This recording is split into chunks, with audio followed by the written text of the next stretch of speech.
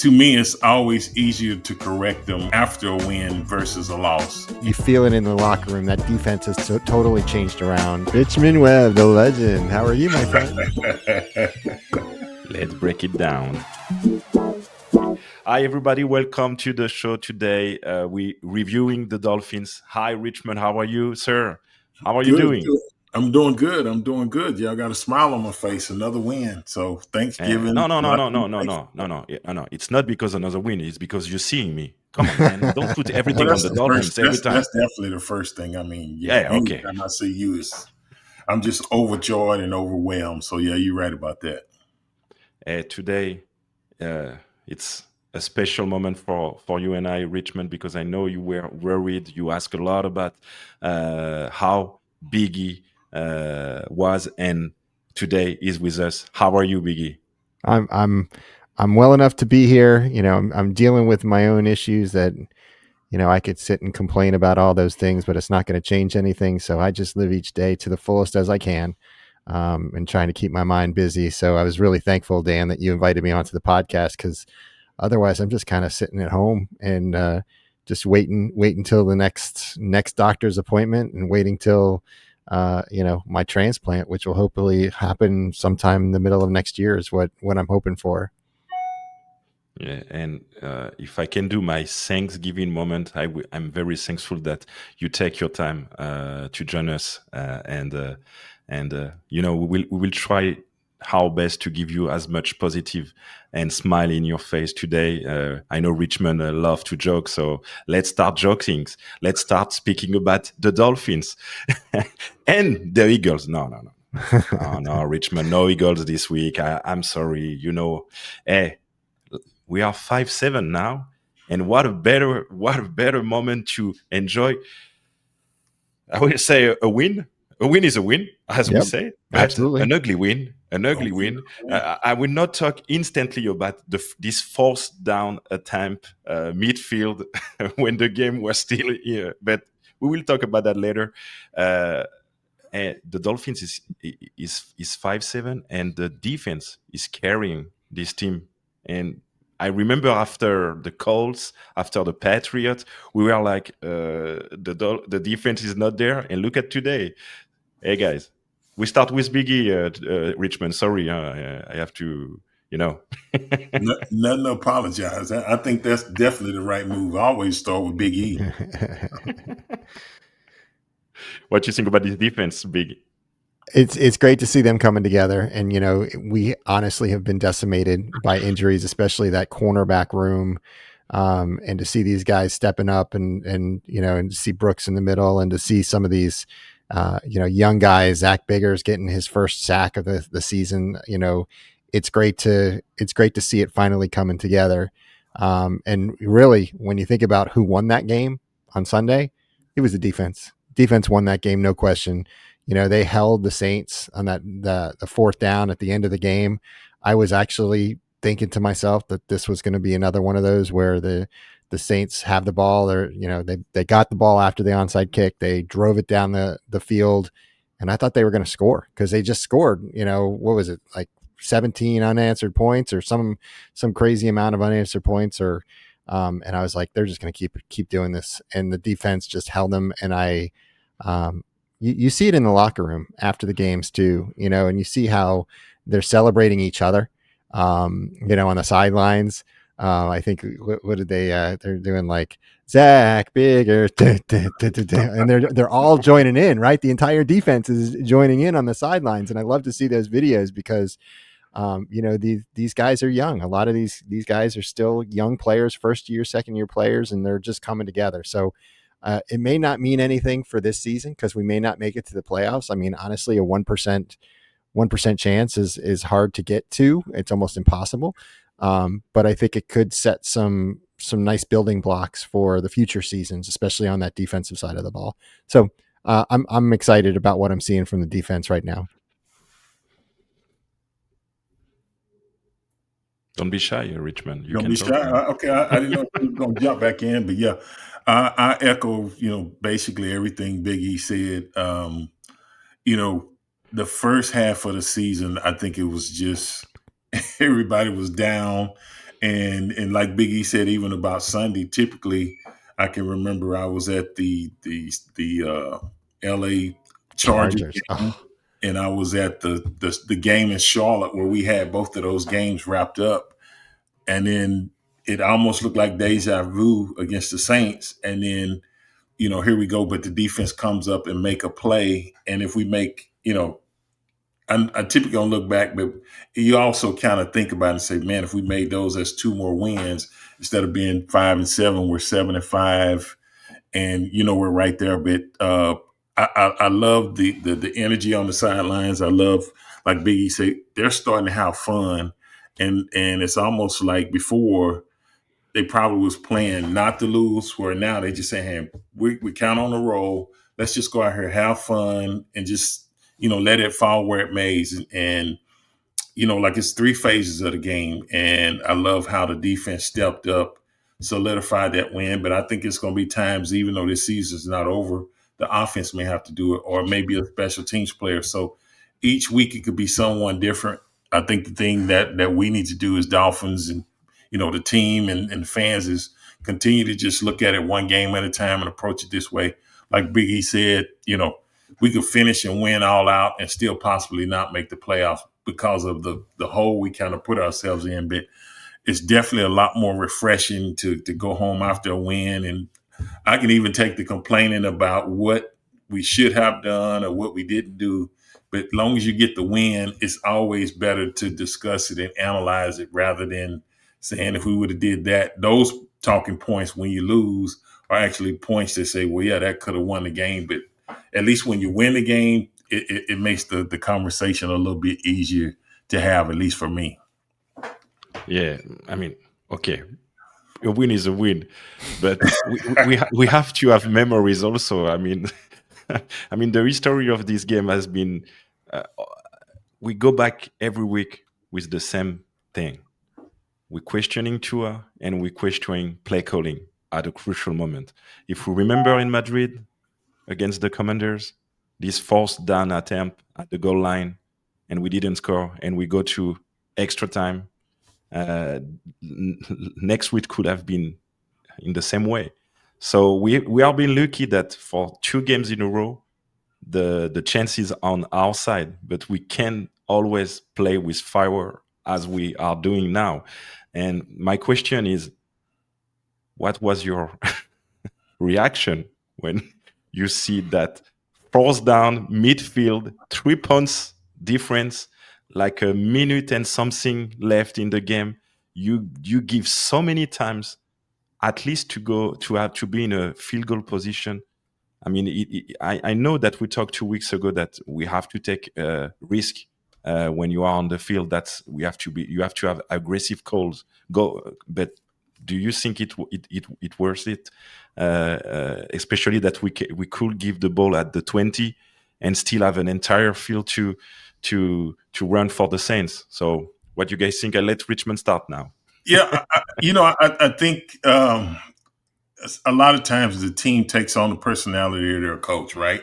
And so some coaches are more aggressive, some are more conservative, and I can know instances where I think last year a couple times, and it wasn't the Dolphins, but Dan Campbell from the Detroit Lions. A lot of times he'll be real aggressive and take chances. And matter of fact, this Sunday night game that just passed, it was the Commanders playing the Broncos, and that game actually went in overtime. Actually, it was a pretty good game. I don't know if everybody saw it, but Denver's like 8-2 or whatever, one of the top teams in the AFC right now, and the Commanders are like 2 or 3 wins. They're down at the bottom of the barrel, playing with Mariota, their backup quarterback. Jaden Daniels got hurt, but they came back, they tied it up, and then Denver in overtime gets the ball first, scores a touchdown. So that puts the onus on the Commanders to do it.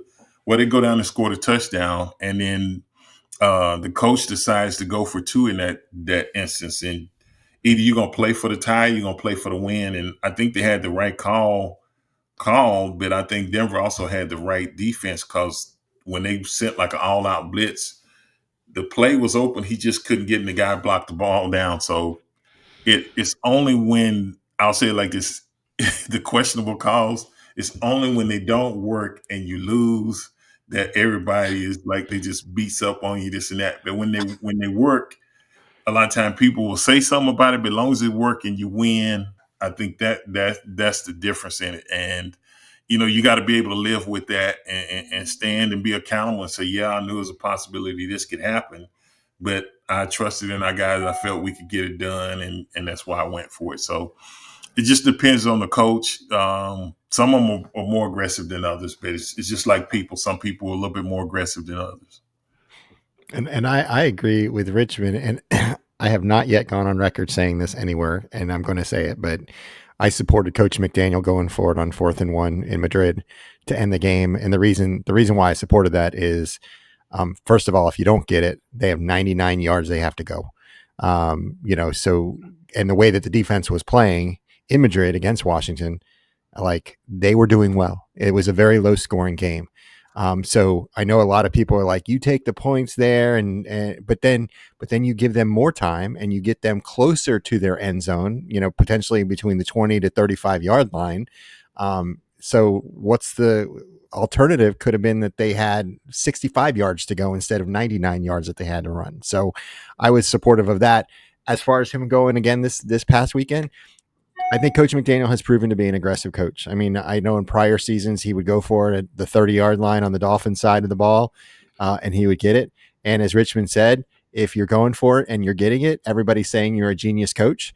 If you're going for it and you're not getting it, then you're the worst coach out there. And why are you doing this? Right. And that's basically the conversation that's always had on going for it on 4th down and whatever. And Dan Campbell, as Richmond also mentioned, Dan Campbell is also very known for going for it on 4th down. And sometimes he gets it and sometimes he doesn't. And I think he gets the same grief from the Detroit Lions fan base when he's not getting it. But, who do you want? Do you want the guy who's going to punt every single time?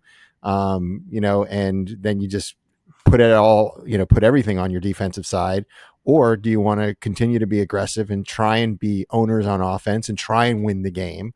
I was supportive of that. I'm supportive of an aggressive coach because I would rather that than, us trying to kind of hang back and hope that things work our way. So that's the way I look at it.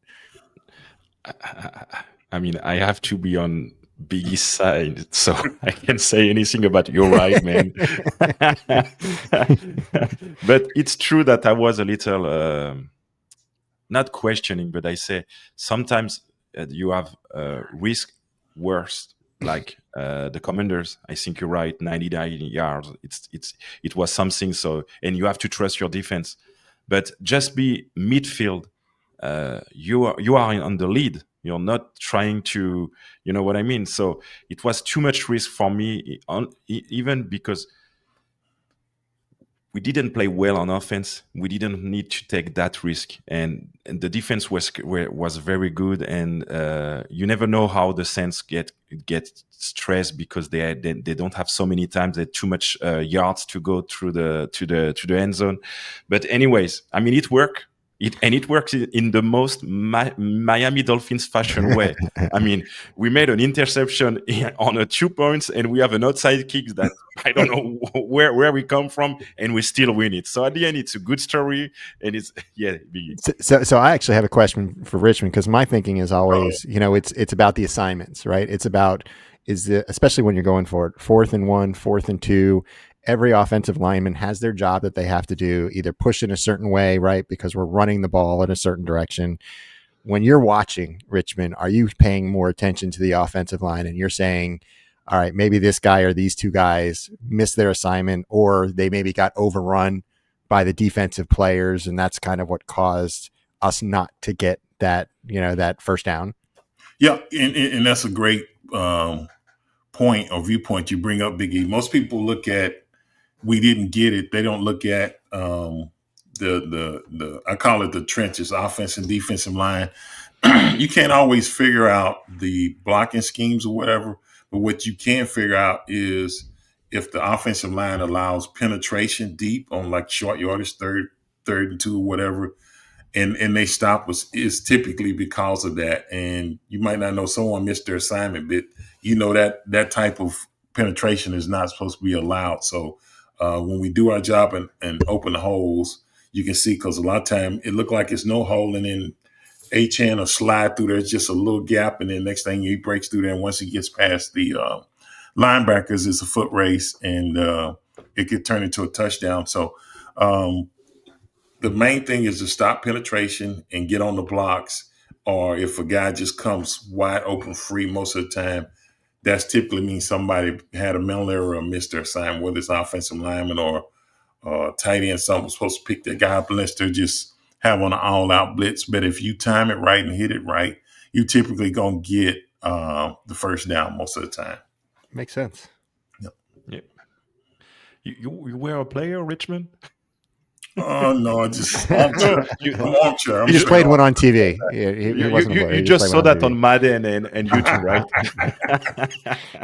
Hey, two last things that we have to talk about that review. It's for you guys, Devon Achane is on pace to be offensive player of the year in this season in the NFL. He has to be in the discussion or not?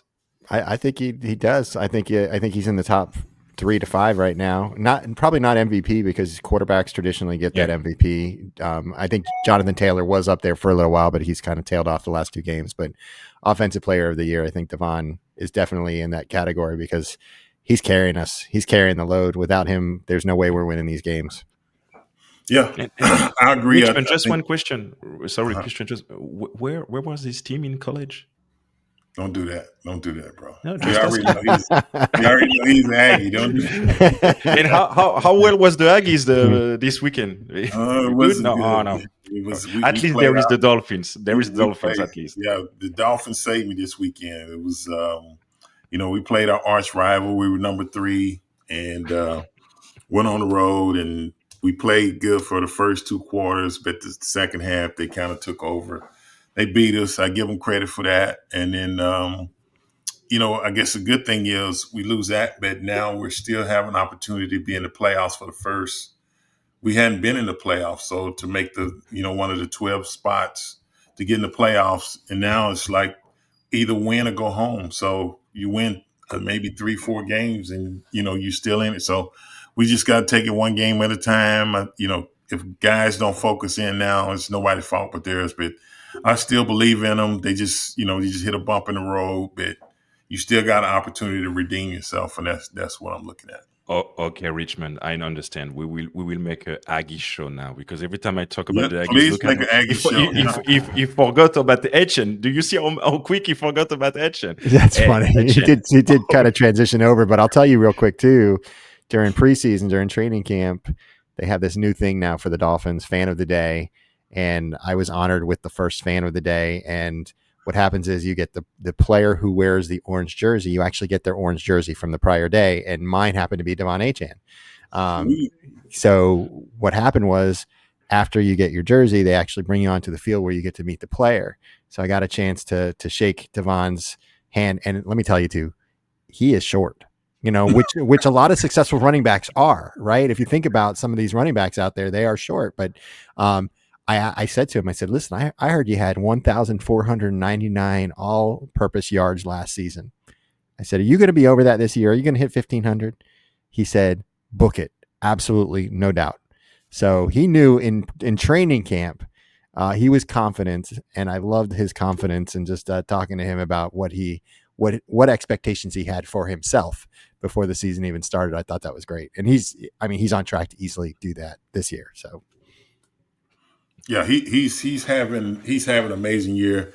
And like Big E said, he's probably in the top 3 of the guys for, offensive MVP. And I think the thing that's going to really help push him or really give him some credit is the way the season was for the Dolphins, other than just playing on a winning team and having good numbers. Yep. But to have the struggle to still be able to produce week in, week out, put up those type of numbers, and have the success he's had, even though we're turning around now. But, you got to take that into consideration, because it's easier to do, I think, when everybody's winning and everything's going good. But, is our coach going to be here? We eventually let the general manager go. We made a decision there. So that's a lot of turmoil. And to just stay focused. And like you said, he set goals before the season, and now he's attaining that. And so I'm definitely happy. But he's not a big guy at all. Maybe 5'9". I saw him one time. He's not he's not a big guy at all. But he plays big on Sundays. Darn I tell right. you. That's all that matters. All that matters. Yeah, but I have a question, guys. How many people look like tall for you? Because I think everybody sounds to be short. Most of the guys on football teams nowadays are very tall. You see, especially like offensive linemen, Patrick Paul. I had the opportunity to meet him. I mean, I think he's 6'7", 6'8", or something like that. A true 6'7", 6'8". Yeah. He's a big boy, and that's kind of what you're getting nowadays on the offensive line, defensive line, because you want those guys that are going to be able to push and use their entire body and those long legs and powerful legs to be able to push up against the opposing player. But really, if you think about it, quarterback, running back, those are going to probably be. Well, actually, quarterbacks nowadays are also kind of in the mid-6, like 6'3", right? 6'2", 6'3". But running backs traditionally are not tall. I think Adrian Peterson may have been kind of an exception to that rule because he seemed to be taller and slender. Derrick Henry, yeah, definitely an exception. Yeah, he's a man child. My goodness. And Derrick Henry, I think. Not only is he taller, but he's got thighs that probably the size of my neck. Like the man he's just an unbelievable specimen of a human, the way that he is put together. But there's not too many. There's not too many on that side of the ball, but everybody else, they tend to be taller. Yeah. Even your defensive players too. If you think about it, cornerbacks, safeties, you're now seeing a lot of them to be taller because they're going up for the jump balls, but they got to be quick. That's the other thing. It's not always easy for us to be tall and quick. So for sure. And, I had in my book that we have to talk about Tua, but I want to make a positive show. I think if we start in this, we will have a problem. And you know what? We have to be supportive on our teams. When they still have chance, let's believe it. And if it doesn't work, it doesn't work. You still have another season. And another season, and another season. So it's never over at the end. So we have to all enjoy. And Biggie, I'll say something positive about Tua. Yeah, he's remained healthy this season. I think that's key. That was one of his most important goals prior to the season starting. Right, playing all 17 games, and he's on track to do that. And I think that's important.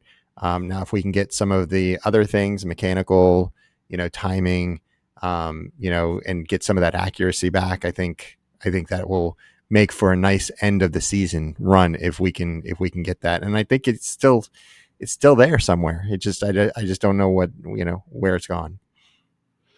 Yeah, if he can put it together and just be a little bit more consistent, and I think at times he'll try to force the ball when he probably should just sometimes either throw it away or just, go a different direction. If he's just got to tweak a few things, and he'll be right back on the trajectory he was before he got, hurt last year. Like you say, it's good he's staying healthy this year. But I think I just say, man, just keep fighting and keep believing in yourself. And I think one of the things that definitely helps is Coach McDaniel. He reaffirms, even if he has a bad game or makes some questionable plays or whatever, he'll say, no, this is our quarterback, because I've heard, some of the fan base, we should go with yours or somebody else. But Tua gives us the best chance to win. We just got to keep believing in him. And if he hits stride at the right time, man, I think we'll all be happy. So we just keep going. And Mike McDaniel too, and I don't know if this is a good thing or a fault of his, but he takes a lot of accountability for any mistakes that Tua makes, and I think it was I forget which game it was, that Tua threw 2 interceptions. They were like bombs. They were like 40, 45 yards down the field, and Coach McDaniel came out and said, that's my fault because I told him to do that, and I said, it's almost as good as us kicking a punt down in that direction. So either they intercept it or it ends up being an incompletion, or we get a completion and we got a nice gain, or there's a penalty, right? So you got one of those 4 options. And he's like, and I told him to do that. So again, to either his credit or his fault as a coach, he's definitely taken on some of that accountability for some of the things that Tua has done. I will not add any other words. Richmond is telling me every week, try sometimes to not say words. So I'm just a line of what you guys said and don't say anything negative. But hey, Biggie, Yan, it has been a truly honor that you take your time to come with us. I have a question for you, Dan, Oh yeah, before we it's the go, first time before you someone let me asked me a go. question, by the Yeah, way. no, I want to ask you a question because I don't know if you saw Tom Garfinkel, the president of the organization. He came out either last week or the week before last talking about how the Miami Dolphins are very big about wanting to play international games. So, is there a venue in France that the Dolphins could eventually make it to, if that is an option for international games? What do you think? I think it would have been awesome, but I know that the NFL and is working hard with the Saints to playing in France. So hopefully, if we can have a Saints Dolphins there, could be a great option. But I also know that the Dolphins is working very hard also with Spain, like we see this year. Yep. So I don't know if France could host a Dolphins game, but definitely NFL games for sure. And maybe in the future we will have European division, something like that. We never know. We never know. We never know. The only thing I can say about international connection, it's the more you give candles to the fan, the more growth is become. That's how the NFL get built. Yep. And Bert Bell was one of those guys who understand that you have to give to the people to have more people enjoying, and that's what we need in France and in Europe, because everybody has to remember. You mentioned the Broncos game. We were sleeping if we are not Broncos fans. So having games at 3 p.m. in Europe time, it helps us a lot. People enjoy football because back in 7 p.m. our time, which is the Dolphins, you have most of the time Madrid playing, Barcelona playing. You have soccer game. I say soccer today because I want peace with Ian. But normally We're it's not going to call football. it football. I understand. Normally it's football. But you have to compete with that in Yeah. Europe, and it's complicated for the NFL to have the chance to have so many people watching. So I guess having more games, it's something that could help, and also more interaction. That's why I'm so thankful to Richmond to take time to talk with you, but also fans all over the world, and that help a lot. So my question is, yes, Jan, Awesome. I am a great guest.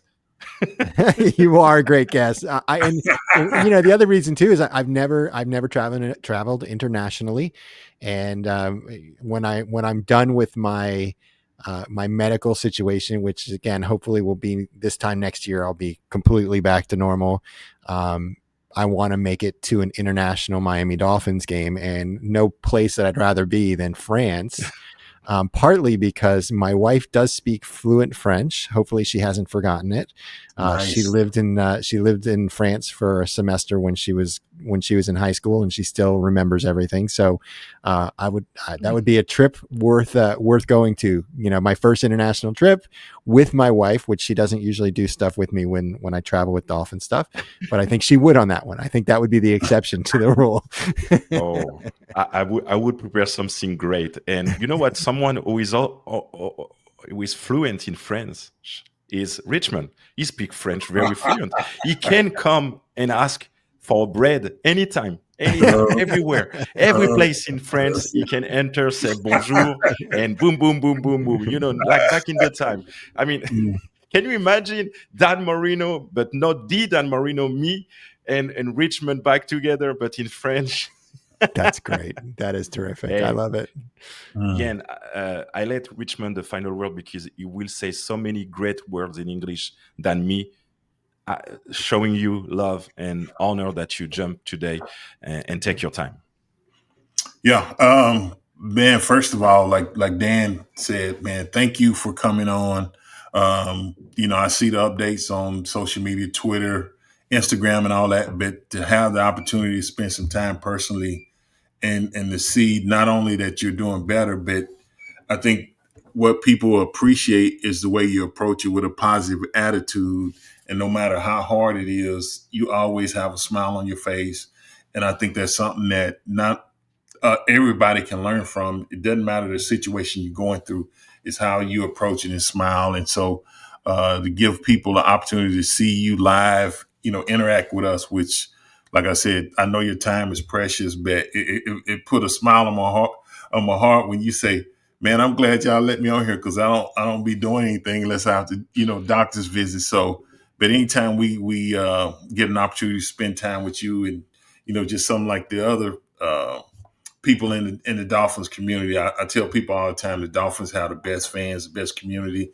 The way we come together and support each other, you can't put a price on it. So we're gonna let you take them out, Big E, and you share whatever you want to share on your mind. But we just want to know how much it means to us for you to come on and spend some time with us today. I really appreciate that, and I think all I will just say is I'll continue to share my love and appreciation to everyone who has shared my story, who has applied. I was telling Dan I had 172 people who have applied. Most of those people I've never met before in my life. But they offered, and unfortunately, because we are big guys, we need bigger organs, and some of the folks that have tried, just unfortunately, were not a match because of the size. But I continue to stay positive, and I continue to take each day as it comes, because I could be in a much worse situation, or I could be in the hospital. Right, that's the other situation where I could be in. So I just approach each day with the smile, and I try and do as much as I possibly can. But I'm going to close out just by saying, Richmond, if you make it to the Hall of Fame, man, I'm going to be there rooting you on and supporting you. And not, I actually should change that. It's not if, but when you make it, right? Because I know that the time is here. And again, I'm going to close out the show just as I started. You deserve to be there. And I will be one of those guys cheering you on in Canton when you make it there. So that's all I got, guys. I appreciate you allowing me to join the show today.